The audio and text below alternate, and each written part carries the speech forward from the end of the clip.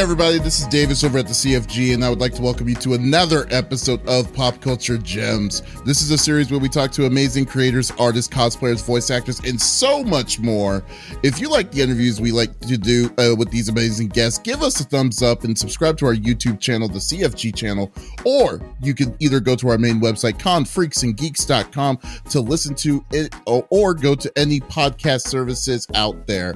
Today, I am with an incredibly talented voice actor. I guarantee you have heard her in an anime, video game, or cartoon show recently. She was the gun-toting Shion Imaris in the Tales of Arise series, Futaba Sakura from the Persona 5 series, Jessie in Final Fantasy VII Remake, Minot in Street Fighter V, Catalina in Grand Blue Fantasy Versus, Chilai in Dragon Ball Super. Oh man, so much more.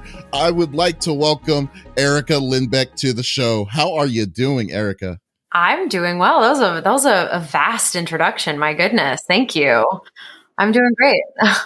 Doing good. You know what's funny? Like the one I was going to say originally when I was writing it up, I was like, you know what? The one I should say is like my favorite role that you were in was the reviewer of Sid Meier's Civilization or Sid Meier's Pirates in Hot Pepper Gaming. Yeah, that was horrifying. I do love that game though. I still love that game. I would be like, oh my God, just the reaction of that alone, of just eating that pepper and then just talking about a game alone. I clearly don't have a very high spice tolerance. You ate a whole habanero pepper on and then you needed to talk about something. It's terrible. Yeah, oof. Yeah, I did a hot nut challenge, like it was like a peanut or something, and I was crying to tears. So I don't blame you on that. I definitely didn't feel. I know some people feel nauseous. I didn't feel nauseous. I just felt like I wanted to yeet myself from the face of the earth. That's what I wanted. Yeah, I just wanted to cease. Oh, that's good because the worst case, when it's the nauseous, it's when your stomach is it's like cramping. It's just it's exactly just turning. It's like no, you don't want that. Oh man, but that's good. No, but thank you so much for coming here from your from your schedule. I really appreciate it. Yeah, of course. Yeah, so let's get on with this. Let's love to geek out with you today. So, just tell us a little bit more about yourself. I mean, like, what's your backstory on this? Like, what got you into voice acting? Well, I have been doing theater since I was young, and that was kind of the only thing that I really enjoyed. Did a little bit of film acting here and there in like indie projects when I was back in North Carolina. Then I ended up going to UCLA to major in theater because I wanted to do theater and on camera. I legitimately didn't even know voiceover was a thing that I might be able to do. It just seemed like such a niche skill set. And I never considered myself a person of many voices. Like that just wasn't something that I don't know. But anywho, so I went to school for theater, and when I was this is kind of funny. So I should also say I'm a huge fan of anime and video games. I love playing video games, and I love watching anime. And so I saw my favorite anime of all time is Hellsing. And I saw that Crispin Freeman, who is an incredible teacher, was teaching when I was like 19 and going to UCLA. I was like, oh, he's teaching like an hour away. I'll go to his class. But it wasn't because I wanted to do voiceover. I just wanted to meet the voice of Alucard, obviously. I ended up going and I ended up learning a lot and taking all of his classes. And that's what kind of put the seed in my head of, oh, maybe this is something that I might want to pursue. Because, with the entertainment industry, it's never a good idea to put all your eggs in one basket. You want to have multiple irons in the fire, et cetera, et cetera. So my senior year of college, I decided to make demo reels in addition to my on-camera reel. And the guy who made my demos, his name is Richard Tatum. He's a fantastic actor. He ended up walking me into his agency. And the rest is kind of history. I started working. I was very, very fortunate, and I've never stopped, And I think, once I found success in this facet of the industry, I just took it and ran because it's so rare. I just feel so lucky to be able to do what I do. And I also think the other thing is I understood because I consumed that kind of media. I understood the world that I was living in when I was auditioning for things. I think that's very, very important. As someone who played video games, I understand, I understand what like a MOBA is versus, you know, a third person adventure game, or, you know, et cetera, et cetera.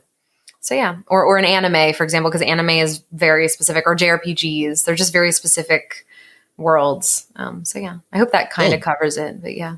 No, that's pretty cool. Well, like, would you say, because of your exposure, like you're saying, your previous exposure and knowing, like, you know, those kind of the genres and things like that, itself, when it came to the time when, excuse me, when it came to the time when you were, to start, you know, going through, you know, your, um, like work itself, like, was it just voice acting work, or did you do anything that was more like on camera at all, or did you just go straight to voice acting? I kind of just went straight to voice acting. Like, I wasn't really getting a lot of hits as far as I mean, I just didn't like, I didn't really get any traction with on camera. And I just started doing VO, and I've kind of done it ever since. I've done some performance capture and stuff, because, you know, I come from theater. Like, I have a lot of acting training.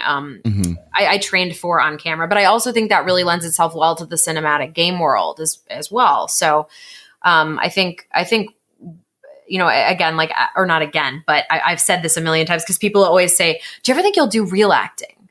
And I'm over here like, that's kind of insulting. I don't think they mean it that way, but it's almost as though what I do is considered not real acting, you know? And I think it is. I mean, I know it's subjective, but yeah, I mean, I didn't, it's not that I would ever rule it out, you know, doing on camera or anything like that. But I always said, I was like, I don't want to sacrifice my voiceover career, because, you know, you only have a finite amount of time on this earth to do stuff. And I just don't ever want my VO career to suffer for trying to, you know, do something else. But yeah, it's definitely something that I would do for sure. I mean, I've been in a couple little like indie projects and things, but nothing huge. I really like legitimately, I started working in VO when I was 22, literally right when I graduated college. Like, it was, I think I booked my first big job. I graduated in June, and I booked a lead in an anime series in August. And then by the end of the year, I'd booked the voice of Barbie. So I was just like working constantly. And I was like, I don't have time to do anything else. What was your first anime? John, if you remember? Yeah. Oh, I do. It was Ibarra Naruse and Capellion. That was my first voiceover job. It was a little Viz Media title. And literally my first voiceover job was a lead in an anime, which was so scary. I hadn't spent more than an hour in the booth, like during class. It was just, it was wild. It was wild. Then you got Barbie on top of that at the end of all that. The Barbie thing was also crazy. I was fortunate enough to do like most Barbie projects for about 2 years, maybe 2.5 years. So yeah, I was very right place, right time. I don't know, something was happening in the stars that was like, hey, you get to do all these cool things. I was like, yay. So yeah. That is so cool. I mean, that's like, really got started from like 0 to 60 already, like immediately once you started getting in the business. So that's awesome. That's great. Yeah, super fun. And I gotta say though, because I kind of have some sort of beef with you for a minute. Sure, go for it. I have to say, like, but thanks to the situation that we've been in for the past 2 years, like I've been on a podcast kick, and I saw your episode with Songwon in Pro Songwon, ZD. Yeah. Yeah. Is this about Majima? Yes, I want to know about knew it. It's always about Majima. I mean, now I would be crazy to not bring that up. Like, I just want to know, like, well. You'd be crazy to not to bring it up. Oh my God, I can't. Just because I'm not horny for Majima, the world is so upset with me. I'm not upset with you, but I was more on the fact that, like, did you give him at least a chance at Yakuza 0? At least, like, did you at least had chance to play Yakuza 0 yet? I need to play. I need to play a game with Majima. Clearly, there's more than meets the eye. Because anyone who knows Yakuza and plays it and has been in contact with this man is obsessed with him, and I just don't see it. But that's okay, that's okay. Well, to be fair though, I do see your side, because like I was kind of on the same boat as you, because I've only played Yakuza maybe the one Yakuza, the first Yakuza. Then I decided like a year ago to play Yakuza 0. And then I was like, oh, okay, I get it now. You know, that's the kind of thing where it's like, it just kind of opened my eyes Yeah, with Majima. But exactly. Like yeah, if you were just to look at Kakashi from Naruto, you might not understand how cool he is. I mean, actually, I don't know that that's a great example. He looks yeah. really cool, but there's Kakashi certain. was always cool, dude. Yeah, you're right. You know what? You're correct on that one. But there are. I'm not thinking. I'm blanking right now. There's some characters you look at and you're like, and then you play the game and you're like, oh my goodness, yeah. You know, for me, I think I would say Jujutsu Kaisen. What's his name? Is it Their teacher. Gojo? Yeah. Gojo? Yeah, I've heard. I haven't watched Jujutsu Kaisen, but I was he like, why are does. people melting? Like, why are I've people being all heard. weak on the knees with this dude? Yeah, yeah. People love him. Oh my gosh, I do need to watch. I just don't have time. Listen, being an adult sucks. You don't just get to It sit and does. watch anime all day, unless I suppose that's your job. That's very true. That's very true. Well, okay. Well, fair enough. I just wanted to see later was I gotta check if you did. If not, Yeah. well, the It's second that definitely you caused do, a rift in Sungwon and I's relationship, and I need to heal it. I need to heal it. I need to do everything I can to oh mend. well. At least you don't. At least you recognize where that rift is. That's all that matters. I do. I do. Once you can identify the problem, then and only then can you fix it. Perfect. Yeah. And when you actually have time to slow down and relax, like what is it that you would what is it that you do? You know? Well, Billy and I have been on The Bachelor, The Bachelor kick. So I would say Billy, well, I don't cook. Billy cooks.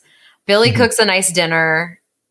We sit on the couch. We yell at the TV while we watch The Bachelor or Cobra Kai. Those are the two that we do. Yeah, honestly, the chill, or I'll rent out an Airbnb a couple hours away and go with some friends. That's the ultimate relaxation. I find it's hard to relax when I'm in my house and I'm just thinking about the myriad of things that I need to accomplish. But when I'm away, you can't do those things when you don't have your laptop, et cetera, et cetera. So yeah, give me a good hot tub and a view of the mountains, and I'm good to go. That's actually a good thing now, especially since things are kind of settling down and you're able to get out of the house. Oh Yeah. man, Yeah, we haven't been going out to dinners or anything just because we didn't want to contribute to the rise of anything because the numbers in LA were really bad. I know that they're lifting the mandate, I think, as of today, but if they're checking vaccination cards and stuff. But yeah, I also used to love, way back in the day, I used to love going out to dinner, going to a nice bar, getting like a craft cocktail and some really yummy food. And it just hasn't been the case recently. no, But I totally I think understand. that's turning. That tide is turning, it seems. Yeah. I mean, I totally, definitely. I mean, you're in LA. I'm in Dallas, and Dallas was, man, in Texas, dude. Texas, they pretended as if nothing was happening. But I totally understand. But I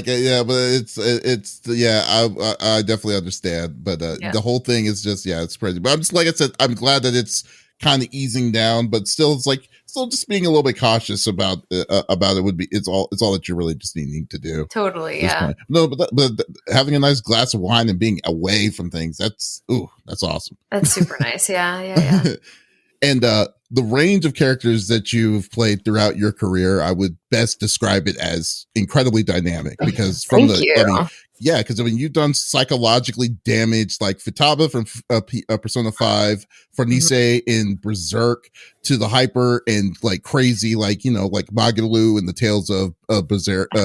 No, Tales. Was that Berserk? Yeah, it was Berserk. Yeah. Shion's Arise and Magalu is Berserk. Yeah, okay. So there you go. And and angsty, like Shion. Oh my god, Shion's angstiness was crazy. So the most angsty, sadgirl.jpg over here. Oh my god. Yeah. It was funny because like my friend and I like was wondering like why do I not like Shion so much? It's like she can't even take a compliment. Like you tell her thank you, and she's like, "It's like don't thank me. I was just doing." I'm like, Jesus, calm down.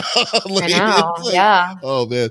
But like I was wondering, is it difficult to get in the frame of mind when playing like complex characters just by using your voice? No, because it's not. It's really not about my voice. It's about the psychology of the character. The voice is very secondary in that respect, at least for me. When I'm creating a character, I'm looking at their psychology and how they think. The voice kind of comes out of that. I don't really consider myself a vocal chameleon. I really don't. I know people who can do insane things with their voices. I think for me, it's more just understanding different characters because I do believe that there isn't, as Crispin Freeman always says, there's an emotional and a technical actor. Voiceover is melding the two, right? Mm-hmm. Because if push comes to shove and you're doing utility for a video game and you have to say the same line set 3 times, yes, you're going to have to figure out a vocal differentiation for that. So I'm not saying that my baseline of character creation is one size fits all. It's definitely not. But for me, it is all about it. I look at how old are they? Do they have an accent? That's it. As far as voice goes, the rest is whatever comes out of my mouth.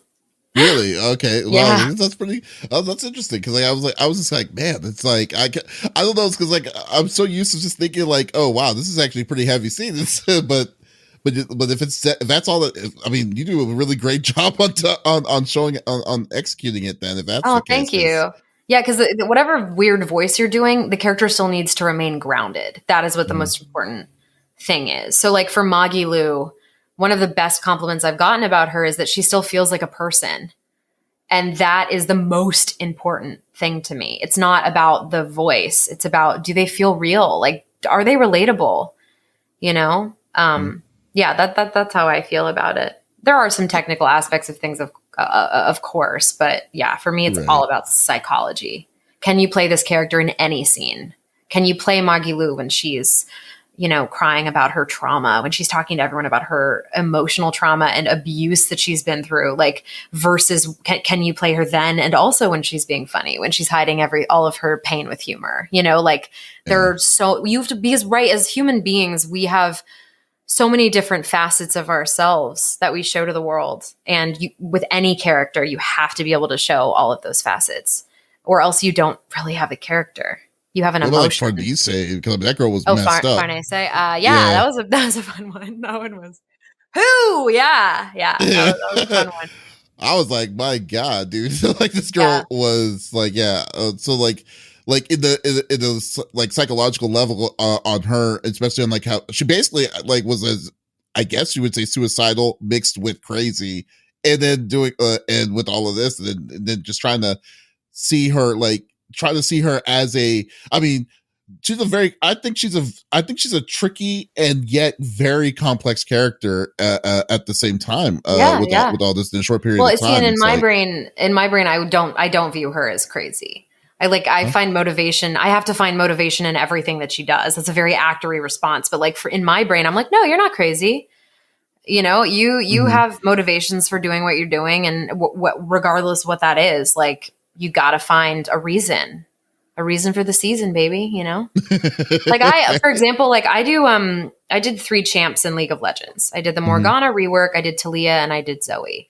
All of those characters have to interact with each other and you can't, and you shouldn't be able to tell that it's the same person voicing them. And I think what's really interesting about League is what I figured out after auditioning for a million different League champs and being lucky enough to perform 3 of them, is that what is different about all of them is their relationship with death. Morgana really venerates death, and she feels like, she understands like the weight of it, the gravity, versus someone like Zoe, who is younger, right? Of course, so that's technically going to make her sound higher pitched.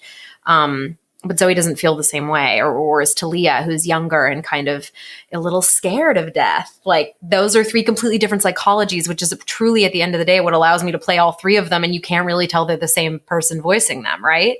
That's true. Yeah, I definitely understand. And I mean, you also played Jessie in Final Fantasy VII Remake, and you definitely did that character justice. Thank you. In that, you did a really good job on that. Yeah, no problem. Were you surprised on the level of fandom a side character like Jessie received when the game was game was released? First of all, I wasn't expecting there to be that much content of her. I expected her to kind of be in and out. I like to go into everything with low expectations because then I'm never disappointed, right? So, you know, like being in the game at all was massive for me. And again, not again, but I say again when I've said something before in like past interviews or said it to other people. I had been on that game since like 2015 because I had to do a trailer. Yeah, that premiered at the PlayStation Experience. And so I'd been on it for so long, and there was a video game strike. There was all this stuff happening, and I wasn't sure if I was going to be even a part of the game. Like, you really never know. So I was just honored to be on the game still at the end of it all. And of course, you're never sure how anyone's going to receive your character. And it was, I mean, it was fantastic. Fantastic. That's Everyone was great. so kind, and I couldn't have asked for a better like introduction into the Final Fantasy world, or the FF7 world specifically. I was only surprised because, like, I don't know. Have you played the original one? No, The original seven? Oh, okay. Because like, I know the she didn't original have a one. very big part. Some of them were like, I thought Jesse was a guy, like when the first trailers came out. Wow, that's Yeah. a weird.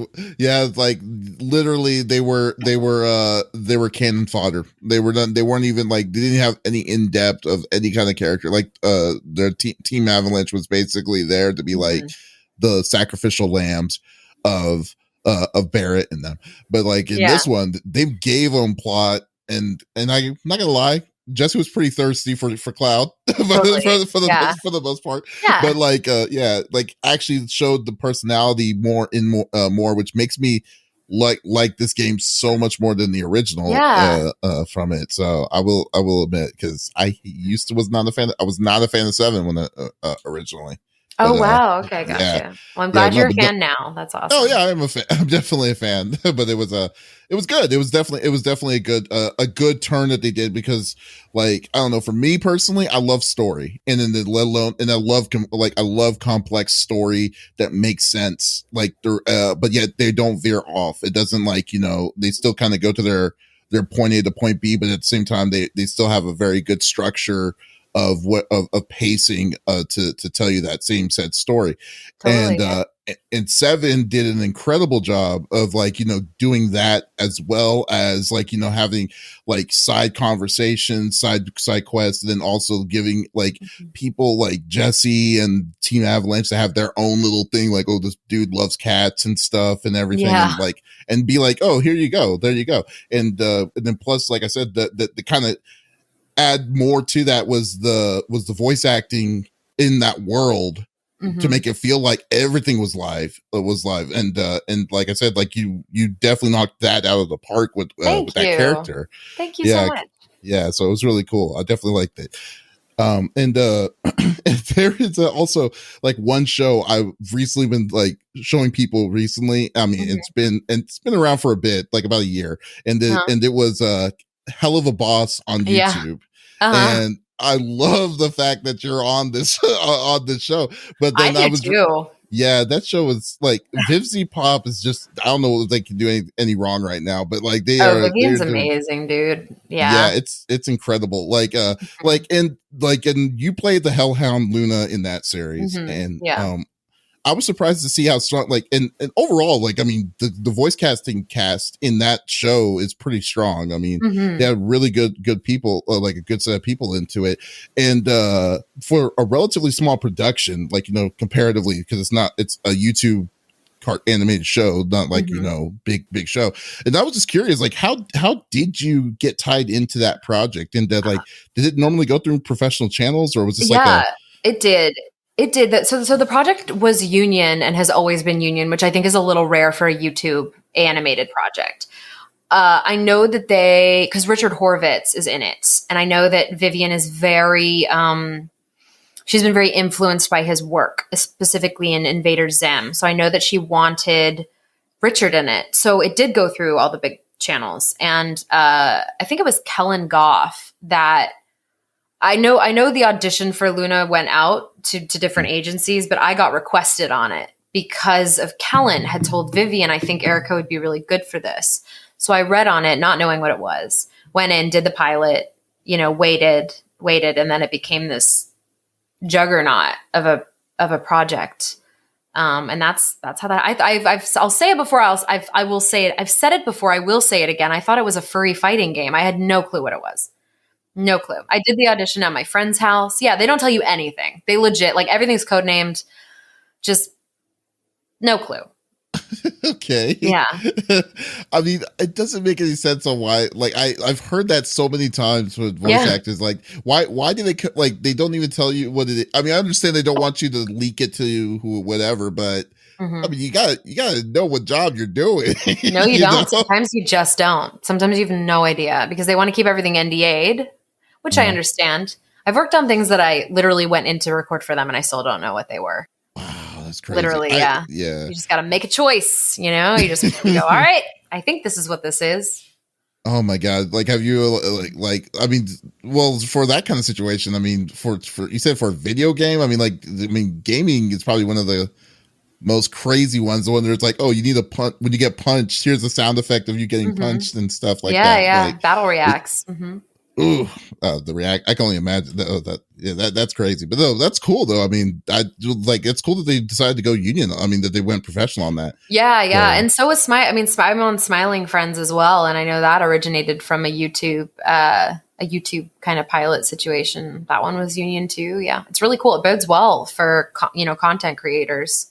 And also just is there a role in a game or series that you were in that was overlooked, or like something that you would consider that was underrated that folks may have missed but should check out to enjoy? I mean, I think performance is very subjective, but one that I really enjoyed was actually Misty in Cyberpunk. I voiced a few characters in Cyberpunk, and Misty was one of my favorites. And she started out as this really small character, and then they just kept writing for her and writing for her and writing for her. And I got to do all these beautiful like tarot readings, and she has some really beautiful conversations with V, and she has something very tragic happen to her pretty early on in the game. And it's just, she's great. She's not a huge character in the game, but I enjoyed working on that. And Misty's the girl that looks like the girl from Blade Runner, yeah, right? Totally. Yeah. Yeah, I still haven't played that game. I want to, but that's okay. Yeah. Well, like I'm waiting for a video card because like I have an old video card, and to run it. I really want to get it when it's high capacity, but like I refuse to pay the money that they're telling me to pay for like a nice card. So because everything's so friggin' expensive now, it's crazy. Yeah. It is insane. It really irritates me when you see like the original price for it, then you're like, wow, it's literally tripled the price, and I'm just nope. Yeah. I'm not, it's like I am not going to play that game. I'll wait till whatever. I can wait. So I'll use my 7-year-old card for now. But no, have you played Cyberpunk yourself? No, I don't play a lot of the games I'm in. It just kind of takes me out of it. I'm kind of one of those. Because you already know the... No, just because I don't know, I like my involvement to just be in the booth. I find it's mentally healthier for myself to just put a little bit of distance between myself and the projects that I tend to like work on. I don't know. No. Everyone has a different philosophy about it, but I like to view it as I love my job, but it is my job. And I think to kind of like obviously when I'm in the booth, I obviously emotionally involve myself in it on a very high level. But after that, I kind of like to walk away and go, okay, if there's something I'm really interested in, I will play or watch it. But yeah. You have a high library of like gaming and anime and all these different kinds of things. Like normally, what kind of what games do you normally go into or stuff? Because I know you do DVD. I've pretty much only been playing DVD. Billy's trying to get me to play Hades because all the characters are so hot and the game is apparently incredible, which I do not doubt. I played Transistor a while ago. I know Supergiant's just fantastic. They are. Yeah. There's a bunch of games I need to play, honestly, but I have this weird thing where if everything is not wrapped up in with a neat little bow, I will not allow myself to relax. Like I cannot, in good conscience, sit and play a video game for 8 hours. That's why kind of mid-pandemic when everything shut down was nice because I just played Dead by Daylight for 8 hours a day because I had nothing else to do. There was nothing else to do. But no, I mean I think overall though, I mean, like it makes sense because you kind of want to play a game that without you thinking or dealing or deep inside, just like, okay, hey, I could just walk in and not care about like story and all that stuff. It's exactly, like, yeah. It also makes me think about. It just makes me think about too many things when I play games with like. It just my brain gets too crowded. So fair enough, and. Do you have any kind of guilty pleasure or anything like that you would guilty? Probably, I would say probably like Dead by Daylight. I think I have over like 600 hours on that game. 600 hours? Yeah. Dead by Daylight. What else? Guilty pleasure. Oh God. Diet Coke. Diet Coke and Dead by Daylight. You should get sponsored by Diet Coke while you play Dead by Daylight. That'd be like God, perfect. I wish. That'd be perfect right there in itself. And things have like drastically changed in like the last 2 years of like, how VA is done, pretty much. like one of the biggest changes was having, pro style setups at the house and such. Yeah. As And you can see my studio brick back here, which I just got like a month and a half ago. So yeah. I've always been wondering because like I've been debating about doing that too, but like I don't know if it like what it's entailed, and some people tell me it's like there's stipulations on what you have to do to get one of those in there, but that's pretty cool. Yeah, But, they're just really heavy. Really crazy heavy. Yeah. is that just a room? That's just like a room, right? Like, is there any sound pads or anything like that? Oh no. Oh yeah. I got the VO edition. It's all tricked out. It's awesome. Yeah. It's literally like a grab and go booth. You just set it up and I have all my stuff in there. I'm literally doing a session at 4 p.m. in there. Do they have a where you put the computer and stuff like that? Yeah. Like, is that all inside? Oh wow. Yep. Okay. Yeah. It's pretty great, I have to say. And also it blocks out a lot of outside noise. So you don't have to worry quite as much about that stuff. I was working with a vocal booth to go for like 7 years though, or yeah, pretty much 7 years. And I loved that thing. I lived in a really quiet area. And so I just recorded all my auditions in there. And then I transferred that over to, my broadcast stuff as well. I would love a podcast. Like, I'm wanting to have one for a podcast studio, like a room, because we do two other podcasts here on our website, and then but like to have more than, because that one looks like it'd be enough for one person, but like I need something that's like big enough. They have, for three they have people. big ones. They have huge ones. Oh, they do. Yeah, they're very very expensive. I just got the one, the small one, because it takes up obviously the entire corner of the room. So yeah, that's pretty cool. Yeah, but I like it cozy. It's nice. Yeah, pretty much. Like Billy has one too, so we have two. You have two? Oh my god! Two. Yeah, we were like, I was like, I don't want to have to share, like schedule the booth certain hours. That'd be wild. That's fair enough. That makes sense though too. Yeah. So you don't have to go by either time. It's like you just go in and do your own thing. That makes sense. Exactly. Like, would you prefer I was going to ask, like, would you prefer going into the studio, or has doing work from home, like, has that changed you to kind of be like, you want to be more home, like do things at home? I will tell you, ever since I got this bad boy, I'm okay with recording at home. It used to stress me out because anytime like a plane or anything, or someone walked down, because I used to have a townhouse, anytime like the garage would slam or whatever, I would be like, oh, it's so stressful. And now this baby, I don't think I've ever had to pause for anything. It's a write-off. It's a tax write-off. I bought it, last year, and I'm like, oh, I can write it off on this year's taxes because it's, it's for my job. So yeah. I think it's worth it. I love it. I love her. Well, she's amazing. Do you have like I need to look into that, because that looks, because like I've been seeing more and more people getting these things, but then at the same time they're like, make sure it's on the first floor if you have a 2-floor place. Yeah, and, I literally thought it was gonna like cave in this house. Like, it is so heavy. It's crazy. Vocal booths to go is great though. I will say, like, I used one for years. If you live in a quiet area, like, you'll be fine. Those are great. Oh, okay. I need to. You might need to like show me, like, give me a link or something to that. That's totally pretty cool. Yeah, that's nice. And all right, and I got one more question for you. Yeah. And I ask this for every voice actor I come across here. So like we like to do a thing at the end of the year or stuff like that. Like, what is one of the craziest or weirdest lines that you had said on the mic that you can remember? That's like, it could be anything that's like, it'll be weird. Anything that you can say, like you wanted me to say what, or that kind of thing, or it's like, or something that's out of context, anything like that. There was something about when I did Danganronpa, Ultra Despair Girls, like years ago, which we lovingly refer to as Dang It Grandpa. And I was this character named Kotoko, and she went on a tirade about someone like eating their poop and choking on it. I could not. What? Yeah, I'm not kidding. And I couldn't stop laughing. Like, it was so difficult for me. I remember I was like falling against the wall laughing between takes because I just couldn't get it out. But I would also say Magilu's full name. Oh, that was a tough. But I got that in one take, which is, you did that one take. That's one take. I couldn't believe it. Truly, never happens for me. I don't know how you focused enough to be like. I focused my ADD brain for that 1 minute to say her name. Oh my god, Magilu! Yeah. Like, Magalu must be like a really, like, yeah, Magalu was a great character. I definitely loved her. Well, one of my favorite characters. Yeah, no, she's great. She's a fun one. Great deal. I didn't want to audition for her. I was like, I don't know what to do with this character. And then I ended up getting it, and I was like, oh my God, now I have to actually do it. Very rewarding though. Very rewarding. So did you like wait when you did that when you did for like was it something that just surprisingly you just decided to do last minute and then they gave it to you or It was in person auditions, and the person running the auditions went, "Just you just take a crack at it." And I was like, "Okay, I'll try. It's gonna sound dumb." Yeah, yeah. one We of are those our right own worst critics. That's the that takeaway is there. true. That is Mhm. very true. Hey, but hey, right place, right time, I guess. Because I mean, Yeah. I now like I can't even think of like the way that the way that she acted. I don't know if anyone else could have done it that way. Although I will say this though, because like there was another I've said this too.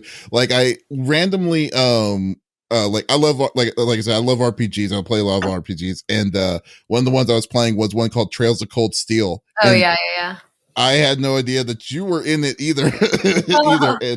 And like so like I have a poster here. We have a poster because every person that I've talked to, like I don't know, like I just randomly choose a person to talk to, but then they were a part of that in some way. So Ah, that's like funny. so right now you're number 13, no, you're number 14 Oh now my god, that's randomly wild. on this. Yeah, so my friends Crazy. and my crew, we call it like seven degrees of trails of like how many people can you get from this one cast and try to get all the cast members of Trails of Yeah, Cold Steel towards that. totally. Yeah, because like you played that, I forgot her name. Vita. Yeah, the Yeah, radio, yeah, and then the yeah. witch and all that. Yeah, I was like, man, this is awesome. I was like, yeah, Yeah. but I know, yeah, the only one I know of was Matt Mercer and Oh, his wife. But other than that, but like other than that, I'm like, hey, I talked to Sean Chiplock. It's like he was the main dude. It's like, oh, yeah. cool. Okay, it's like nice, cool deal. So yeah, no, but thank you. I love that series, and you definitely did a great job in that as Oh, well. thank So you. Thanks. yes. Erica, thank you so much for geeking out with me. I really Yeah, of appreciate it. course. This is a part where I usually like to ask, like, is there like any events that you can like that you'd like to that you can announce, or know any of events that you can announce, or is there anything a place or like to promote yourself, like where people could see you or follow you and Uh, stuff like that? Not really. I mean, I'm just on like Twitter and Instagram as Erica Lindbeck. I recently did some work on Smiling Friends. I'm really excited about that. I don't think there's really anything else that I can super talk about. I'm going to be at a convention, SakuraCon, in April, so I'm excited about that. But yeah, I think other than that, Okay, cool deal. And guys, if you like this interview with Erica, you can definitely check us out on our website, confreaksandgeeks.com, to check out her as much amongst us, the whole library of people that we've talked to as well. Or go to our main website, or go to any podcast services. We all put this on everything: Apple, Google Podcast, Stitcher Radio, what have you. To definitely like check us out there as well. So once again, this is Davis signing off. Y'all take it easy.